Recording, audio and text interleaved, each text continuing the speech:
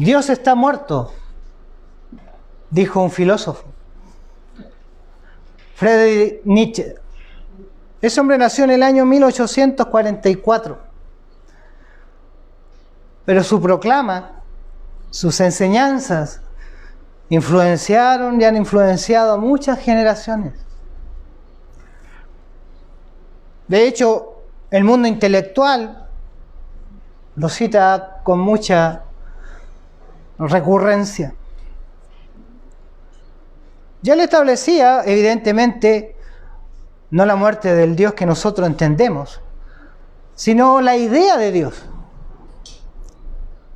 por la cual el hombre, según él, estaba reducido a solamente pensar en la eternidad en desmedro de nuestro presente. ¿Dónde surge este pensamiento? Siendo que él además fue hijo de un pastor luterano. Estudió teología, filosofía, filología. Creo, sin temor a equivocarme, que el hecho de esta capacidad de Dios, de su invisibilidad, y no verlo actuando, el hombre ha llegado a estas conclusiones.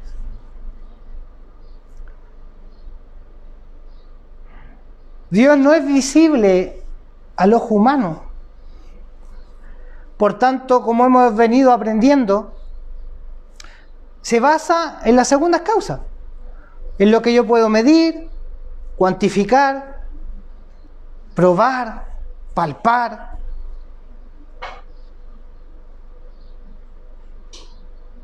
Y este intelecto humano ha venido a tomar, y especialmente por medio de la ciencia, el rol de este nuevo Dios. De hoy día se escucha ya, si usted levanta cualquier argumento, es que la ciencia dice. Y por medio de ese enunciado todos tenemos que callarnos porque la ciencia dice una cosa. Y creo yo que la ciencia, y yo no soy anticiencia, sino que el planteamiento que la ciencia puede responder todo, relega a Dios y Él se entroniza a la ciencia como Dios.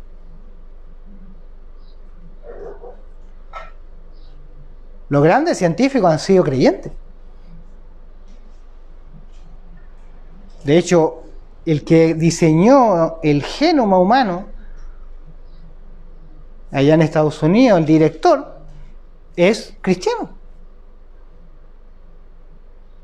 Esta pugna entre muchas veces la ciencia y la fe la han alimentado a quienes no entienden precisamente esto. Segunda causa y la primera causa.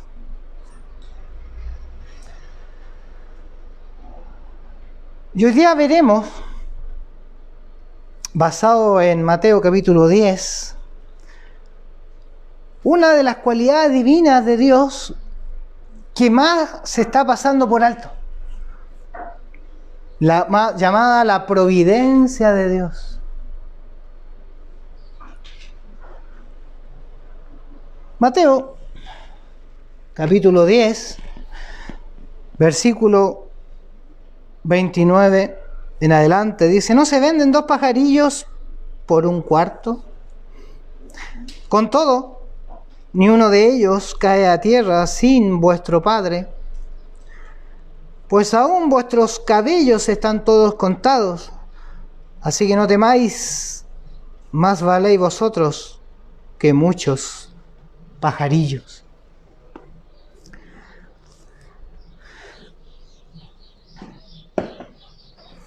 La providencia divina es aquella que nos permite entender de qué manera interactúa el poder y la autoridad causales de Dios con los nuestros. De qué manera se relaciona el gobierno soberano de Dios con nuestras decisiones libres. ¿Y de qué manera se relaciona el gobierno de Dios con el mal y el sufrimiento en este mundo?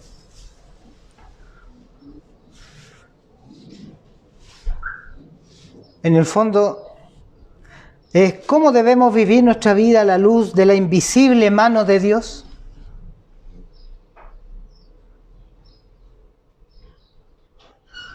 Esta mano invisible que guía, que provee, como leíamos en el Salmo 104, que sostiene, que provee. ¿Pero qué es la providencia divina? La verdad que la definición no es muy simple, principalmente porque deriva del latín, videre, pero en términos muy simples, la providencia divina significaría que Él ve anticipadamente. Pero no se le venga la idea que es meramente un veedor que no actúa, que solamente ve. Sino, quiero que se le venga la idea cuando Agar, ¿recuerdan Agar? Junto a Ismael, su hijo, están ahí, esperando la muerte, en el desierto. Porque no tienen provisión, no tiene agua. Y ella deja a su hijo un poco más apartada de él porque no se atrevía a mirarlo, ver morir. Y aparece este ángel del Señor. Ustedes saben la historia. Y si no, tienen que leerla ahí en Génesis. Y ella dice, el Dios que me ve. Dios estaba mirando, pero actuando. Esta es la idea de la providencia divina. Dios no es meramente un observador impávido que no interviene, sino un observador para guiar, para sostener, para gobernar, proveer.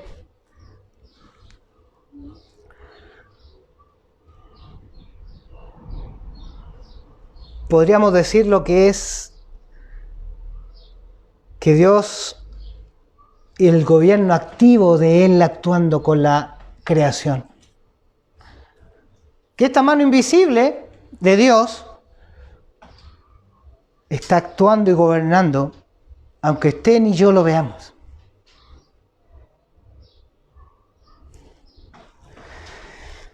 Esta doctrina maravillosa de la providencia de Dios evidentemente no es nueva. De hecho, los padres de la iglesia, por ejemplo, Ireneo en el año 125, dijo, el creador de este universo ejerce una providencia sobre todas las cosas y arregla los asuntos de nuestro mundo. Y así varios padres de la iglesia. Después llegamos al tiempo de la Reforma, cuando vemos a Calvino decir, él también es el gobernador y conservador eterno. Sostiene, nutre y cuida todo lo que ha hecho, hasta el gorrión más pequeño. Añade, Dios atiende así a la regulación de los eventos individuales y todos proceden de su plan establecido, de modo que nada tiene lugar por casualidad. Sedgwick dice, la providencia divina es una acción externa de Dios mediante la cual Él conserva y gobierna todas las cosas de manera sabia, santa, justa y poderosa para la admiración de su propia gloria. Owen, un conocidísimo puritano, dijo que Dios sostiene todas las cosas en su ser, fuerzas natural y facultades. Dios trabaja en y a través de causas secundarias. Él gobierna todas las cosas para hacer que cumplan sus propósitos para su gloria, incluso accidentes como el de un hacha volando de su asa, matando a un hombre, y él cita ahí Éxodo 21:13 y Deuteronomio 19:5, y ahí está ese término. Comprender cómo funciona Dios a través de causas secundarias es más allá del alcance de los mortales. Pero la verdad de su providencia se revela claramente en las Escrituras. El Catecismo de Heidelberg, en el año 1563, hace esta pregunta: ¿qué es la providencia? La continua relación de Dios con la creación.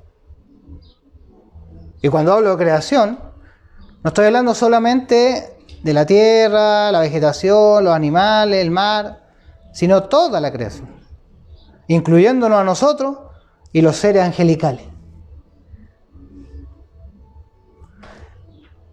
El Catecismo de Heidelberg dice: es el poder de Dios omnipotente y presente en todo lugar, por el cual sustenta y gobierna el cielo, la tierra y todas sus criaturas, de tal manera que todo lo que la tierra produce, la lluvia y la sequía, la fertilidad y la esterilidad, la comida y la bebida, la salud y la enfermedad, riquezas y pobrezas, y finalmente todas las cosas, no acontecen sin razón alguna como por azar, sino por su consejo y voluntad paternal.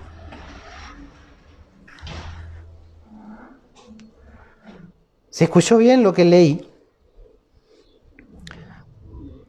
Dios está intrometido, y no en el término mal empleado, sino que está entrelazado en todos los acontecimientos de la vida.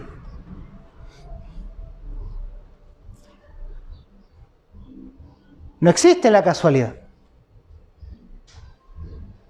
No existe el azar. Hay un Dios que diseñó, propició y ejecutó. De hecho, el plan de salvación, por eso se llama plan, no planes, es un plan.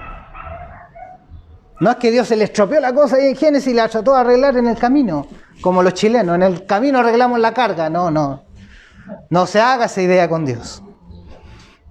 La idiosincrasia nuestra nos juega en contra muchas veces. No, Dios no es así. Dios no está arreglando los problemas que se le han venido surgiendo de este plan, sino que Él está ejecutando un plan. Si escucharon bien, ¿cuál era el propósito de todo esto? Su propia gloria. La propia gloria de Dios. Por tanto, la providencia divina apunta a la obra activa de Dios con la creación. Él está trabajando. ¿Recuerdan cuando Jesucristo dijo: mi Padre aún trabaja y yo también trabajo? No, si Dios no está ahí sentado en una hamaca, está trabajando. Y en la providencia divina está trabajando.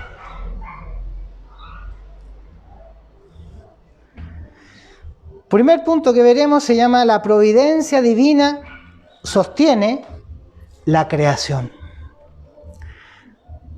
Dios está involucrado en su creación a cada momento. Él ve, a diferencia de lo que muchos filósofos y teólogos liberales han dicho, Dios creó y después se desentendió. O como muchos otros han dicho, para refutar esa idea, Dios crearía una lancha y la dejaría en el medio del océano sin conductor para que ésta sea azotada contra las rocas. ¿Quién haría eso? ¿Quién crearía una lancha, un bote, para que se azote sola, sin conductor alguno, contra las rocas? Por eso Él interviene, cuida y sostiene por su eterno poder e infinita sabiduría. Por eso hay que entender y conocer de Dios, lo que prediqué el domingo pasado. En Dios funcionan todos sus atributos en perfecta armonía. Por tanto, la sabiduría de Dios interviene en cuanto a la providencia divina. Dios salvaguarda lo que Él creó. Eso no significa, y aquí hay que entender esto, que Dios esté creando nuevamente, que esté creando nuevos átomos, nuevas células. Él no. Él le dio el inicio y lo aprendimos, ¿cierto? Y ahora ese proceso se llama segundas causas. Así como los hombres nos procreamos. Adán y Eva, ¿cierto? Él los creó y les dio esta capacidad de procrearse. Él cesó, si usted lee Génesis, cesó en el sexto día. Él ya no crea. Ahora Él vitaliza, vigila, fortalece que esto siga ocurriendo. Por eso las segundas causas nos han borrado la vista o nos han puesto un velo para ver a la primera causa, que es Dios, que está ahí, obrando. Recuerden esto, que Dios siempre retiene el derecho soberano de suspender o poner fin a estos procesos naturales. Les doy un ejemplo. ¿Qué Dios utilizó para el diluvio? Para exterminar a Israel sobre la faz de la tierra, a esta primera civilización que se le reveló, y el mal abundó hasta que Dios se cansó. ¿Qué fue? El agua. El mismo elemento que Él creó. Cuando uno lee Génesis dice que Él dividió las aguas, ¿cierto? Unas aguas arriba, estaban en la atmósfera, había una fuente de agua en los cielos, en la tierra no llovía, había un vapor que la regaba, era otro entorno. A nosotros nos cuesta entender porque nunca hemos visto algo así, pero la Escritura nos cuenta y nos muestra eso. Había tanta agua debajo de la corteza terrestre que los científicos cristianos mostraron. De hecho, uno de esos grandes científicos cristianos era un jefe del Pentágono. No estoy hablando de cualquier científico que se autodenominan científicos. Ese hombre estableció que esta capa de la Tierra se rajaron como un globo y el agua surgió de tanta presión que ejerció tocando la atmósfera, y por eso las temperaturas bajaron tan drásticamente en tan pocos segundos, que al punto que han encontrado mamut con pelo y con todo, porque las temperaturas descendieron, pero de una forma increíblemente nunca considerado, ni planteado, ni hasta el día de hoy. Por tanto, ¿qué ocupó Dios? La misma naturaleza que Él creó. Eso nos da un indicio de lo que viene y lo que estamos viendo ya. Si usted en ese momento se lo hubiese preguntado a una persona, a un científico, tal vez, sin ánimo de burlarme de los científicos son importantes, estudiar ciencia es importante. Él también, tal vez, desde la segunda causa hubiese dicho, bueno, se generó un tsunami de proporciones y lo hubiese explicado desde ese punto de vista. Pero no él hubiese dicho, espérate un poquito, pues si fue Dios el que hizo esto. ¿Me entienden? Estoy tal vez haciéndolo un poco burdo, pero es para que se entienda. El hombre ve y analiza y considera las cosas desde la perspectiva que ve, pero Dios está tras bambalinas, actuando y obrando. Por tanto, Dios, como les dije, siempre tiene el derecho soberano de suspender o poner fin a los procesos normales de la naturaleza. Él la crea, Él creó esas leyes naturales, Él puede intervenir y frenarlas. Él es soberano. Él actúa conforme a sus planes y propósitos. Dígame, ¿era normal pararse al frente del mar y que se abriera en dos y pasar en seco? Rompió la ley natural, por eso son milagros. Y por eso muchos, si ustedes han leído un poco del ateísmo en el sentido de que cómo refutan esto de los milagros en la Biblia, porque ellos se basan precisamente en las causas naturales, que eso es imposible.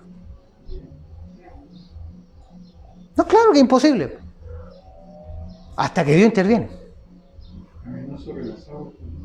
Jesucristo rompió la ley, justamente, la ley de la gravedad, pasó por arriba de las aguas. Multiplicar los panes y los peces.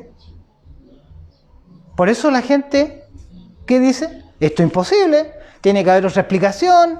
Como algunos han dicho, no, es que ese espíritu de ese niño que llevó los panes y los peces motivó a todos los demás, entonces todos los demás aportaron para que todos pudieran comer. Entonces, como despertó ese espíritu humano tan bueno dentro de sí, repartieron y sobraron 12 cestas. Iba a hacer un gesto más feo, pero estoy en el púlpito. Es que eso lo han dicho. Si ustedes lo pueden encontrar. Entonces uno dice, bueno, si me baso solamente por los ojos, voy a evaluar solamente de lo que puedo ver, ¿no? Si me baso solamente en el tacto, ¿qué? Solamente por lo que puedo tocar. De hecho hay una leyenda hindú. Se dice que el rey llamó a 5 sabios que eran ciegos y a su corte para que vieran cómo actuaban. Y le pusieron un elefante delante. Uno tocó una oreja, dijo el elefante es como una gran hoja. Otro tocó una pata del elefante y dijo no, el elefante es como un gran árbol. Otro tocó la cola. No, dijo el elefante es como una flecha.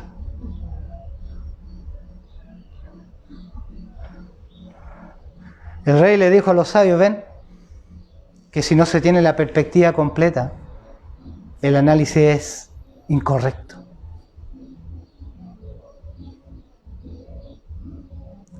Por eso la cristiandad hoy día, como decía el domingo pasado, si bien es cierto no dice que Dios está muerto, actúan como si Dios estuviera muerto.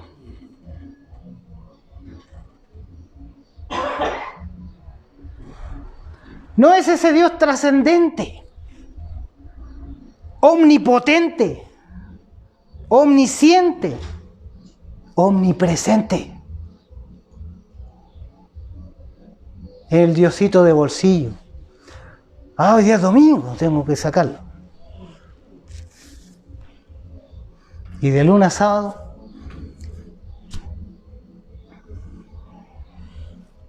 ese es el Dios que está circulando en las mentes de muchos.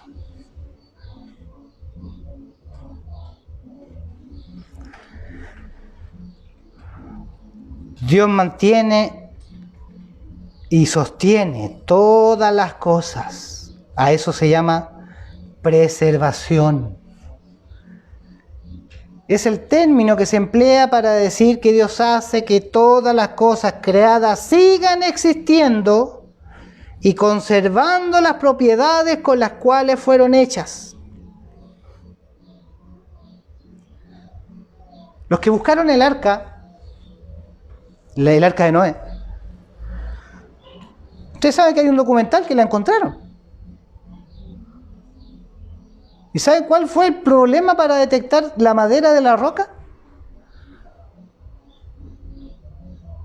Que la madera no tenía estas marcas. ¿Se da cuenta que nuestras maderas tienen cortes, marcas, manchas? Y esas son por el clima.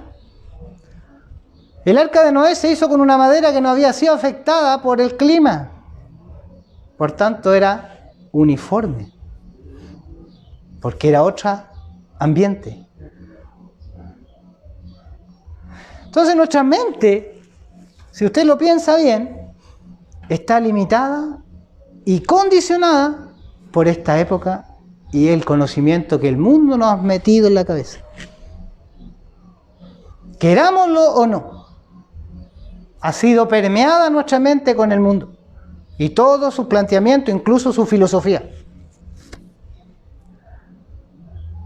Sí, pastor, Dios no está muerto. pero no lo tengo tan considerado en todo. Por tanto, la preservación, volviendo a lo que estaba diciendo, es que Dios sostiene todas las cosas para que sigan existiendo y conservando las propiedades con las cuales fueron hechas.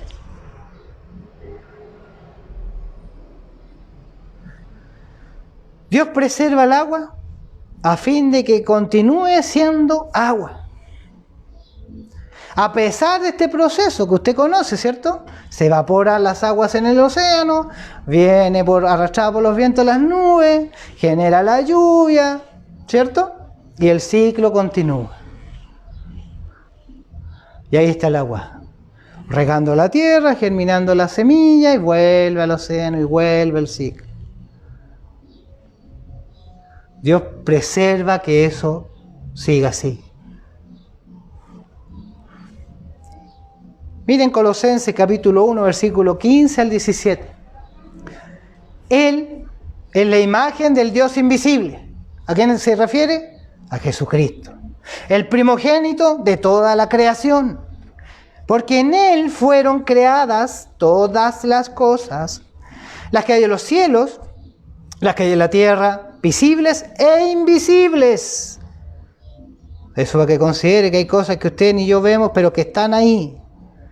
Sean tronos, sean dominios, sean principados, sean potestades, todo fue creado por medio de Él y para Él. Y Él es antes de todas estas cosas, y todas las cosas en Él subsisten. Nada de eso seguiría existiendo si Dios, o en la segunda persona de Jesucristo aquí, la segunda persona de la deidad, el Hijo, Él dejase de existir, esto no seguiría existiendo. Por tanto, si existe todo eso enunciado, es porque Él existe, y la sustenta, y la preserva.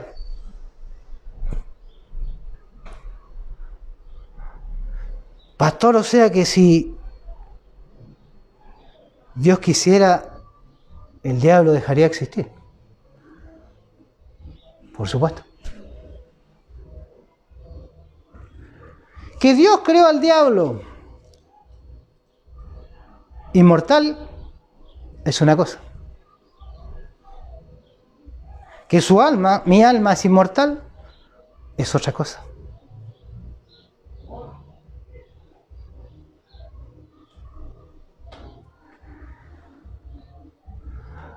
Como dice Hebreos 1:1 en adelante, Dios habiendo hablado muchas veces y de muchas maneras, en otro tiempo a los padres por medio de los profetas, en estos postreros días nos habla por medio del Hijo, a quien constituyó heredero de todo y por quien asimismo hizo el universo. Él, por medio de Él se hizo el universo, el cual siendo el resplandor de su gloria y la imagen misma de su sustancia, y quien sustenta todas las cosas con la palabra de su poder. Él sostiene todo. No es casualidad que aún permanezca el ser humano sobre la faz de la tierra, que aún haya vegetación, que aún exista el agua.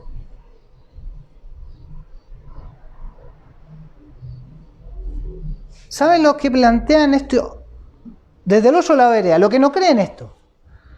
Ellos que creen en la evolución. ¿Han escuchado hablar del término transhumanismo? Ellos están hablando que el ser humano ya terminó un proceso evolutivo, ya dejó de ser el Homo sapiens. Y tiene que ahora considerar los viajes interestelares, por tanto, traspasar esta parte inmaterial del hombre, no sé, un software, a un computador, cosa que siga siendo el hombre trascendente y no limitado por este cuerpo físico para viajar estas grandes distancias. Hermanos míos, la mente del hombre va muy allá. Nosotros a veces estamos tan encerrados en nuestros metros cuadrados que los que gobiernan el mundo, Y ojo, los que gobiernan el mundo no son por quien usted y yo votamos. Están más arriba de ellos. Más arriba de ellos. Ellos piensan eso. Y ellos pues, son los que ponen esos pensamientos y políticas hacia abajo. Para que el hombre empiece a pensar de esta manera, y evidentemente Dios muera en la mente del ser humano. Porque ellos piensan que Dios y el cristianismo es una lacra, ha frenado la evolución humana, ha retrasado el intelecto humano. Siendo que esto surge precisamente con la reforma de Martín Lutero, que este es el mes que se celebra la reforma. Ahí vino el pensamiento crítico, porque hasta antes era el oscurantismo. Es paradójico, porque a veces el hombre buscando un bien se está cavando una fosa a sí mismo. Por eso no podemos confiar ni siquiera en nuestra mente. Porque a veces que lo que yo estoy considerando que es bueno, resulta que a largo plazo me resultó dañino.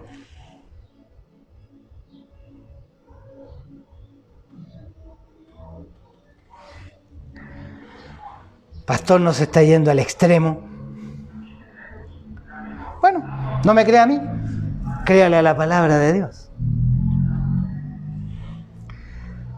Sin Cristo, nada existiría. Eso es la doctrina de la creación. Dios creó, ¿cierto? Pero sin Cristo, nada continuaría existiendo. Esa es la doctrina de la preservación. ¿Dios creó? Sí. Pero ahora Dios la preserva.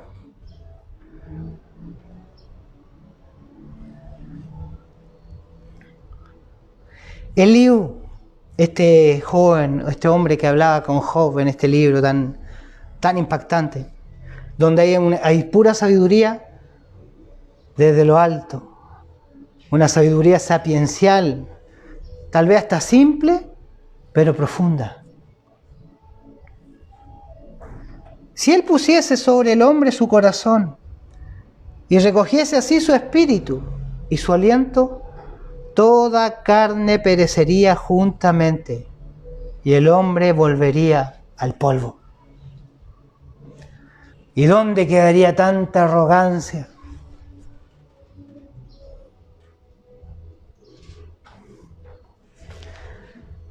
Saben, hermano, aquí en este punto yo me podría quedar mucho rato, pero permítame enunciar las distintas esferas de esta obra que sustenta y preserva al Señor. Distintas esferas, la esfera física. Salmo 104:14, lo leímos al comienzo. Él hace producir el heno para las bestias y la hierba para el servicio del hombre, sacando el pan de la tierra. ¿No es el trigo donde sale el pan? La harina y de ahí el pan. Por eso, ahí está. Los animales, Mateo 6:26, mirad las aves del cielo, que no siembran, ni ciegan, ni recogen en granero. Vuestro Padre Celestial las alimenta. ¿Ha visto que las avecitas se comen las mejores frutas? Yo tenía un parrón, una uva, y estaban justo arriba, la más parte más alta, donde más le llegaba el sol. Tenía que subirme una escalera, hacer un poco de trabajo para lograr sacarla. En cambio, la ave llegaba y la picoteaba. Mish. También los nísperos me encantan. También, mish, dije yo, mire cómo el Señor la alimenta. Comen de lo primero. Clasificación A. De primera. ¿Se dan cuenta, no? Y el Señor las alimenta.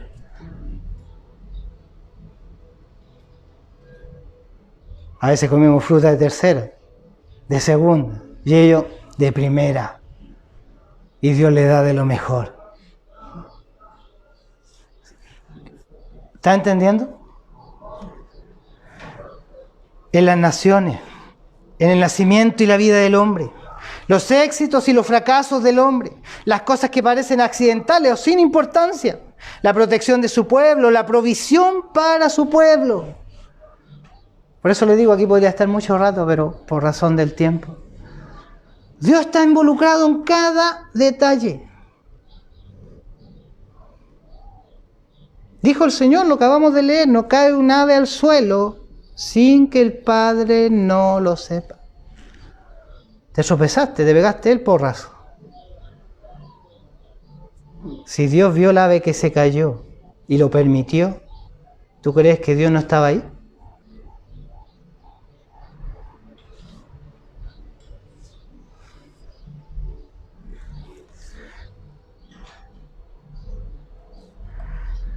Pero, ¿cómo es esto? Y aquí hay que entender, dentro de esta doctrina, el término llamado concurrencia. Dios obra en y a través de todas las cosas. Dios obra en las cosas y a través de las cosas. Concurrencia significa básicamente que Dios coopera con las cosas creadas en cada acción. Interesante. Dios se vale de su misma creación para actuar por medio de ella. Eso también se le llama la economía de Dios.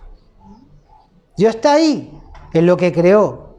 Dios creó en 6 días, ahí está el inicio del universo, la humanidad, pero también en esos 6 días creó el fin de la humanidad. Y va a ocupar los mismos elementos que ocupó.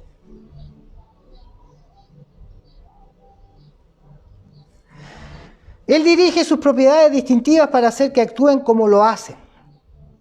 Las cosas que suceden son, primero y principalmente, acontecimientos que Dios ocasiona. No obstante, Dios trabaja a través de las diferentes propiedades de cada cosa creada para que éstas produzcan los resultados que vemos. Ahí están las primeras y las segundas causas. Dios rega la tierra, salió el pasto, la semilla. Por medio de ella, ¿qué hace?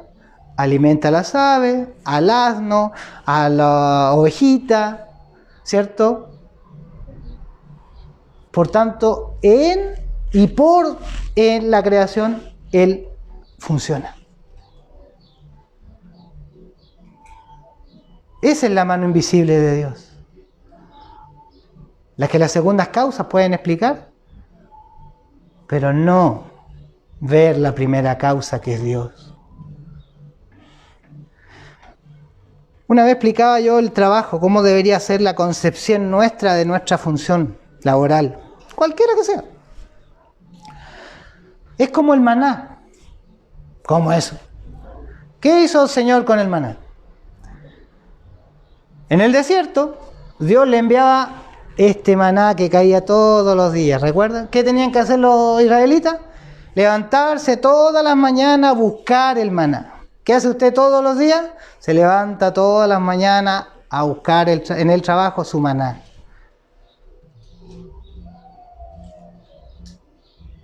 Dios me lo provee el trabajo, pero yo tengo que levantarme a trabajar.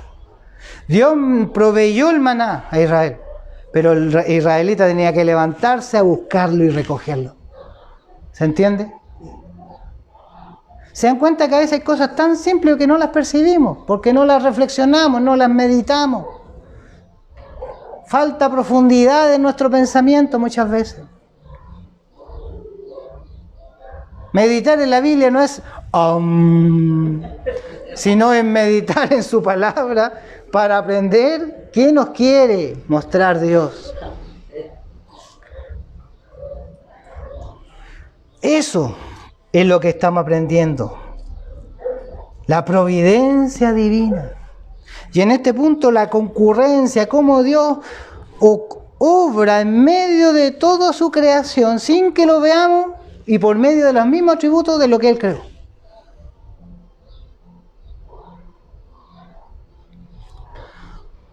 A muchos nos molestan los insectos cuando vamos a los lugares rurales, ¿cierto? Pero los insectos también tienen una función que cumplir.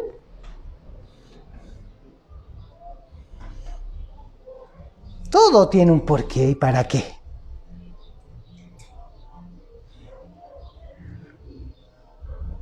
O como dijo un apologista que es científico cristiano, ¿por qué hierve la tetera? Dijo. Parece que lo cité en otra oportunidad.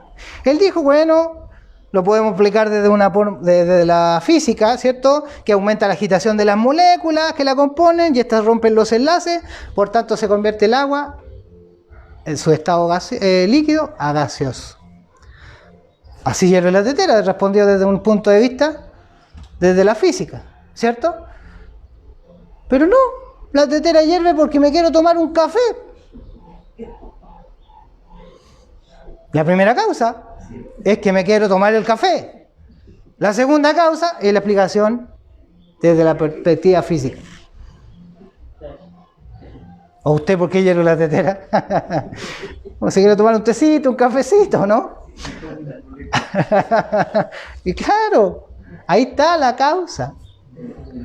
Ahora usted tiene que entender que todo esto que está existiendo es para la gloria de Dios. Y ahí es algo que tenemos que ir interiorizando. Cuando vemos Hechos, capítulo 14, versículo 15 al 17, y diciendo, varones, ¿por qué hacéis esto? Nosotros también somos hombres semejantes a vosotros, que os anunciamos de que estas vanidades os convirtáis al Dios vivo, que hizo el cielo y la tierra, el mar y todo lo que en ellos hay. En las edades pasadas, Él ha dejado a todas las gentes andar en sus propios caminos, le dice el apóstol Pablo. Si bien no se dejó a sí mismo sin testimonio, ¿cómo se hace testimonio a Dios? Haciendo bien, dándonos lluvia del cielo y tiempos fructíferos, llenando de sustento y de alegría nuestros corazones. ¿Cómo es eso? ¿Cuál es la causa secundaria? ¿Cómo es el incremento del sustento y la alegría de sus corazones? Eran por medio de la lluvia y los tiempos fructíferos. La lluvia germinó la tierra, hubo una producción en abundancia de la tierra, por tanto eso alegró nuestro corazón porque había harto para guardar, harto para comer y para vender, ¿cierto? Por tanto eso trajo alegría al corazón. Y eso es para dar testimonio de Dios. Pero hoy día pareciera que eso no es suficiente. Por eso Dios hoy día no es relevante. Si bien es cierto, no se grita Dios está muerto, pero pareciera que Dios estuviera muerto en la mente de las personas.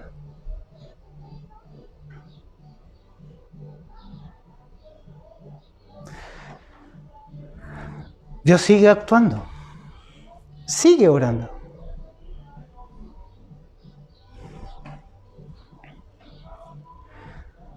Dios es esa causa primera, es esa mano abierta que preserva su creación. Si Él la cierra, como leíamos en el Salmo 104, se turban. ¿Qué vendrá a la luz de la escatología a la tierra? No viene turbación y dolor. ¿No dice el mismo Salmo 104 que Él mira los montes y humean? ¿Cuántos volcanes están hoy día en erupción?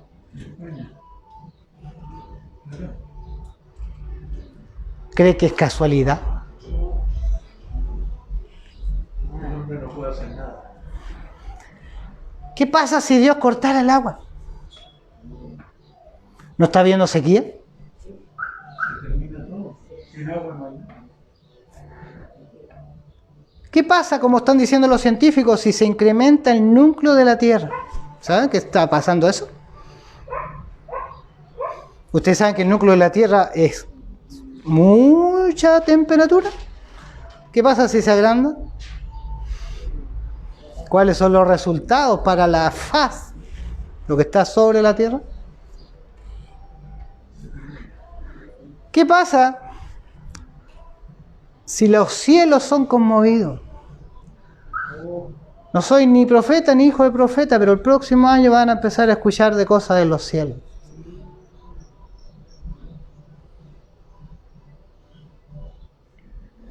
No se asusten. Es Dios obrando.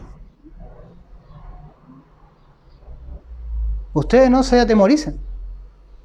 La explicación que nos dé la ciencia. Ustedes saben que está Dios ahí. Y Pablo le dijo a su iglesia que nosotros no estamos reservados para la ira de Dios. Todo esto es comienzo de dolores. El principio del fin. Mira lo que dice Job 37, del 6 al 13. Porque la nieve desciende a la tierra, también a la llovizna y a los aguaceros torrenciales. Así hace retirarse a todo hombre, para que los hombres todos reconozcan su obra. Las bestias entren en su escondrijo y se están en sus moradas. Del sur viene el torbellino y el frío de los vientos del norte. Por el soplo de Dios se da el hielo y las anchas aguas se congelan. Regando también llega a disipar la densa nube y con su luz esparce la niebla. Asimismo, por sus designios se revuelven las nubes en derredor y para hacer sobre la faz del mundo, en la tierra, lo que Él les mande. Unas veces por azote, otras por causa de su tierra y otras por misericordia las hará venir. ¿Se dan cuenta?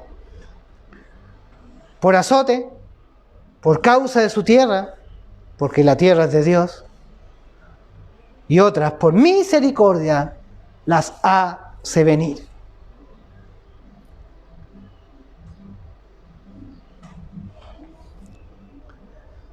Pueden ver que al decir por su tierra, ¿cuántas guerras se han levantado por los territorios? Vendrán, dicen muchos, las guerras por el agua.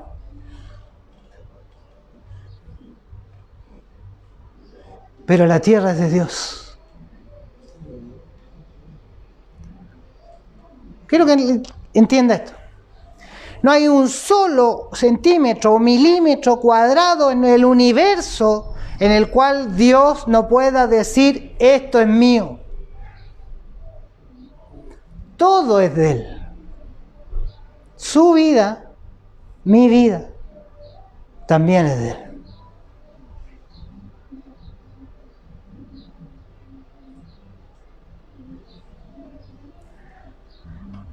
Por eso tenemos un problema en Israel, porque Dios le dijo a Abraham las extensiones del territorio, pero resulta que hay otras personas viviendo ahí, ¿cierto?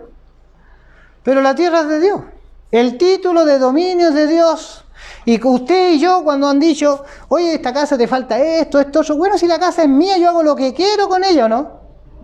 ¿Y por qué a Dios no se le permite eso?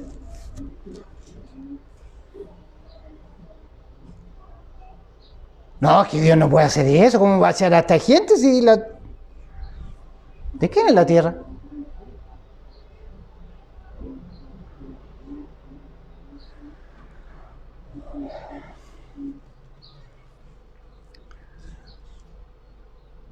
Esto nos va a llevar al siguiente punto. La providencia divina gobierna la creación. Dios gobierna. Esta palabra gobierno hoy día está tan vilipendiada en todos lados, ¿no? Pero el gobierno existe. Y Dios tiene su gobierno.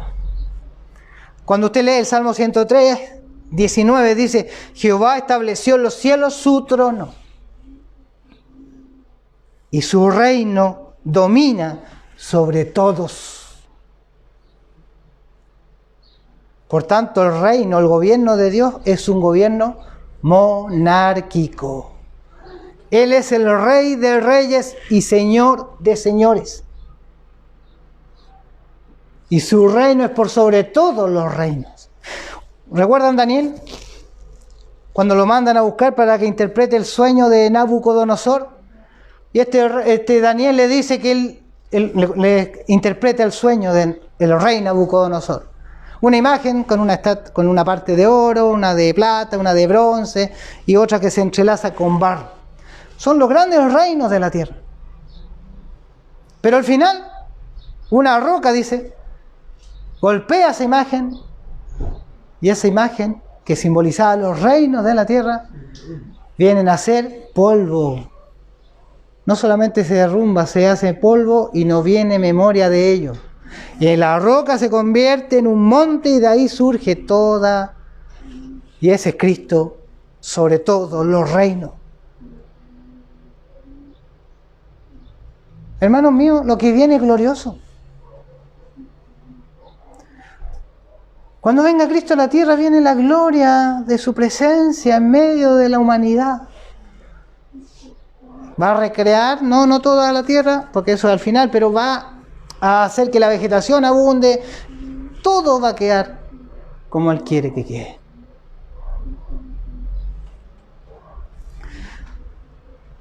Daniel 4:35, este rey Nabucodonosor, de esa soberbia tan alta que él tenía, ¿cierto? El rey de Babilonia, todos han escuchado hablar de los jardines colgantes de Babilonia. Tiene que haber sido un reino demasiado hermoso. Una de las maravillas del mundo antiguo, se reconoce los jardines colgantes de Babilonia. Después de haber andado como una bestia, ¿recuerdan? Que Dios lo hizo andar como bestia, comiendo la paja en el suelo. Cuando vuelve en sí, cuando Dios lo despierta, dice esto: todos los habitantes de la tierra son considerados como nada, incluyéndose él mismo. Y él hace según su voluntad. ¿Dónde? En el ejército del cielo y en los habitantes de la tierra, y no hay quien detenga su mano y le diga: ¿qué haces? Porque Dios es soberano. Y su providencia actúa de acuerdo a su soberanía. Él gobierna su creación. El gobierno de Dios es permanente. Recuerden ustedes que antiguamente, de hecho, un dato, octubre es un mes bien particular. ¿Cuándo ocurrió la Revolución de Octubre? ¿En Francia? Octubre. ¿Cuándo fue el estallido social en Chile?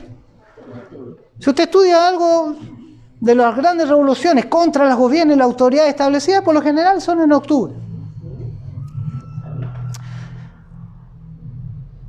En el caso del gobierno permanente de Dios, el gobierno de Dios no cesa ni termina.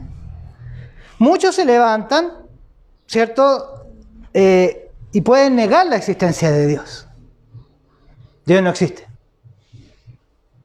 Otros simplemente resisten su autoridad, ¿cierto? Y otros violan sus leyes o las desobedecen.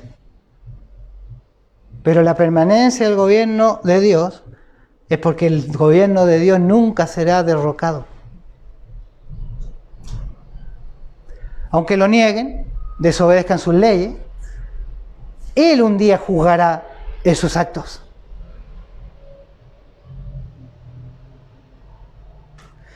Hoy día veo tanta disputa a veces cuando me meto al Facebook. Que de aquí, que de acá, que de allí, de allá. Y se atacan. Es que este dijo esto otro, que este otro dijo esta otra cosa. Parece que la providencia de Dios no está en la mente de los cristianos. ¿No dice la Escritura que Dios levanta y coloca o saca a reyes? Pastor, me están diciendo que ese presidente que habla así, oye, mi chico, que está malo. Dios, sí. Dios lo permite. ¿Pero cómo, pastor? Dios cumple sus propósitos. Puede estar juzgando a la nación. Puede estar juzgando a la iglesia que habita en esa nación. Pero ¿cómo si a la iglesia no la puede juzgar? ¿No ha leído Apocalipsis? ¿Qué le dice a las 7 iglesias? Arrepiéntete, ¿no le dice a lo de la Odisea? Cómprate colirio, porque estáis viendo mal. A los de Efesios no le dice, vuélvete al primer amor. Con esa pasión que servía al Señor, ¿te acuerdas? Como cuando iba al estadio y gritáis, ¿cómo no te voy a querer? Ahora va para la iglesia, oh, me toca la iglesia. Oh, me tengo que levantar para ir a la iglesia. ¿Se dan cuenta? Tal vez, perdónenme la ridiculez que hago, pero no se han dado cuenta de eso.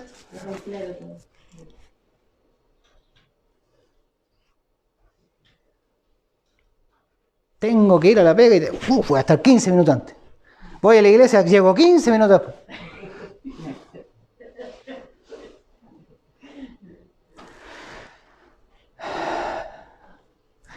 Que el Señor nos perdone.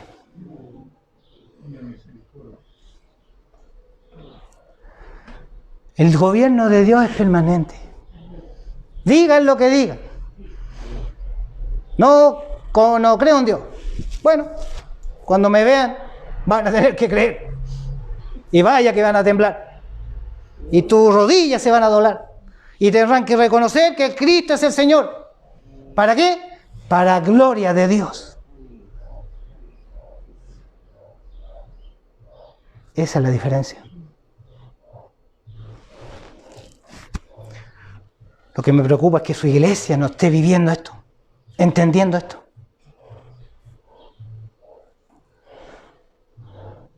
Como dijo un gran erudito bíblico años atrás, la iglesia es como un gran río, extenso, pero de 1 centímetro de profundidad.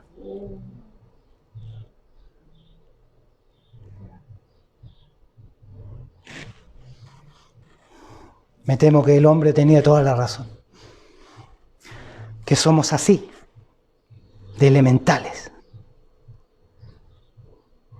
Jeremías 10:23 dice, conozco, oh Jehová, que el hombre no es señor de su camino, ni del hombre que camina sin ordenar sus pasos.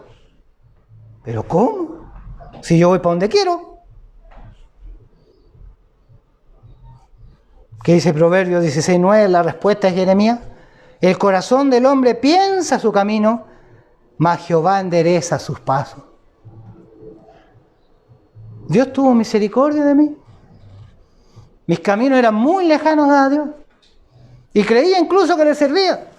Porque había sido, cuando chico, servía al cura con él la misa. Después crecí y como gran mayoría de jóvenes que no tiene la convicción de Dios en corazón, viví la vida como la quise vivir, pero el Señor ordenó mis pasos. Salió a mi encuentro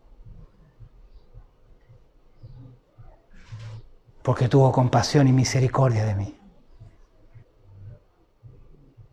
Y así con usted, yo sé que también su historia es similar.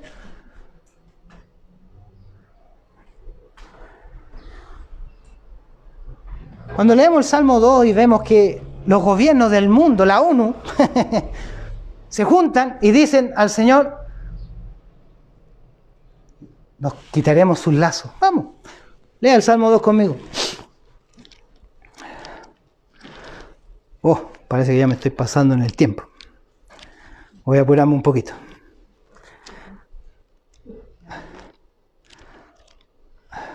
Me puse nervioso, no encuentro el Salmo, ¿no?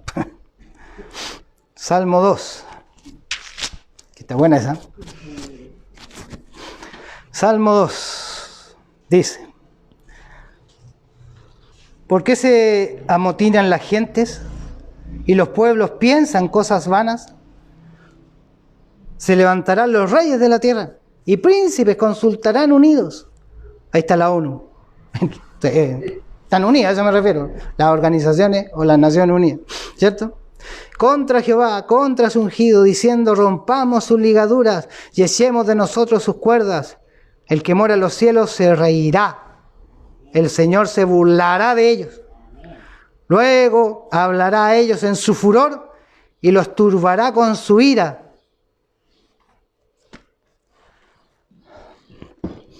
¿Qué gobierno unido y todas las bombas atómicas juntas?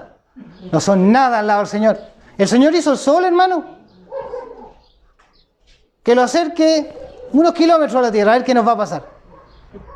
Ni las bombas atómicas van a poder destruir el sol. ¿O no? O si el núcleo de la Tierra, como le estoy diciendo, que los científicos están diciendo, crece, ¿lo van a bombardear? Dios va a ocupar la segunda causa, ¿no le estoy diciendo? La misma creación que Él tiene. Y creo que este sol es chiquitito comparado con otros soles en el universo.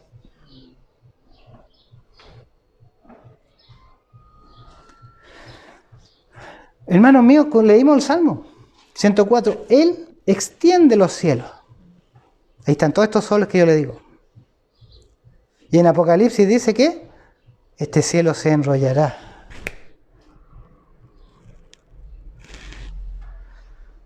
Yo creo que el hombre va a mirar el cielo y se va a desmayar de ver lo que está ocurriendo. Porque no tienen nada que hacer. Sigamos, este gobierno es soberano. ¿Qué significa que es soberano? Dios tiene el derecho intrínseco de gobernar, tal como le dice el ejemplo de su casa, ¿cierto? Su propiedad. Esta es mi propiedad y hago lo que se me antoja, ¿no? Lo mismo, Él es soberano. ¿Qué significa eso? Que gobierna sobre sus pertenencias. No hay un milímetro en el mundo, en el universo, que diga, Dios no puede decir, esto no es mío. Todo es de Él. Salmo 24:1, de Jehová es la tierra y su plenitud, el mundo y los que en él habitan. Porque Él la fundó sobre los mares y la afirmó sobre los ríos. Salmo 103, reconoced que Jehová es Dios. Él nos hizo y no nosotros a nosotros mismos. Pueblo suyo somos y oveja de sus prados. También el gobierno de Dios es absoluto. Usted sabe que los poderes del Estado funcionan, ¿no? Legislativo, ejecutivo y... el legislativo, ejecutivo y judicial. Los tres poderes del Estado en nuestra nación. En un país demócrata, así funciona. Y no tienen que tocar sin intervenirse, ¿cierto? Para que haya democracia. Dios, en su gobierno monárquico, Él es todo eso. El ejecutivo, el judicial, el legislativo. Él legisla y Él cumple la ley. Y Él gobierna sobre toda la creación. Por eso su gobierno es absoluto. Pastor, ¿y cuál es la esperanza para mí? Saber de la providencia divina, que Él está entrelazado en todos los acontecimientos, que su mano invisible tiene poder sobre todo. Romanos 8:28. Y sabemos que a los que aman a Dios, ahí está la salvedad. Todas las cosas les ayudan a bien. Esto es, a los que conforme a su propósito son llamados. ¿Tú amas a Dios? Y si lo amas es porque Él te amó primero. Por tanto, Él está interviniendo, obrando, sustentándote, proveyéndote, guiándote, guardándote, incluso en el peor de tu vida, en el peor día de tu vida. Si Él lo propició o lo permitió, es porque esto será para bien tuyo y su propia gloria. Ahora debes creerlo y vivirlo. Que el Señor nos ayude. ¿Oramos? Señor, te damos gracias, porque eres un Dios tremendo, glorioso, poderoso, pero también invisible, que obras por medio de los elementos, porque están a tu servicio. Gracias porque nos provees, nos guardas, nos sostienes. Si estamos aquí hoy día, sanos, viendo, respirando por nuestras propias capacidades, es porque así tú lo has querido, Señor. Gracias, Señor. Fortalece a aquel que escuche esta palabra, que pueda verte en su día a día, en su caminar, incluso en el día malo. Como dice el Salmo 37, para que confiemos en ti. Encomendemos a ti nuestro camino y confiemos porque tú harás. Gracias, Padre, por tu palabra, porque nos instruye, nos ilumina, nos muestra quién eres, lo que somos y cómo tu amor misericordioso hacia los tuyos no ha tenido límites al punto que diste a tu Hijo por nosotros. Gracias, Señor. Te lo pedimos y te lo agradecemos en el nombre de Jesucristo. Nombre que es por sobre todo nombre, al cual se doblará toda rodilla de lo que está en el cielo, en la tierra y debajo de ella, y toda lengua confesará que Jesucristo es el Señor, para gloria de Dios Padre. En ese nombre oramos, en el nombre de Jesucristo. Amén, amén y amén.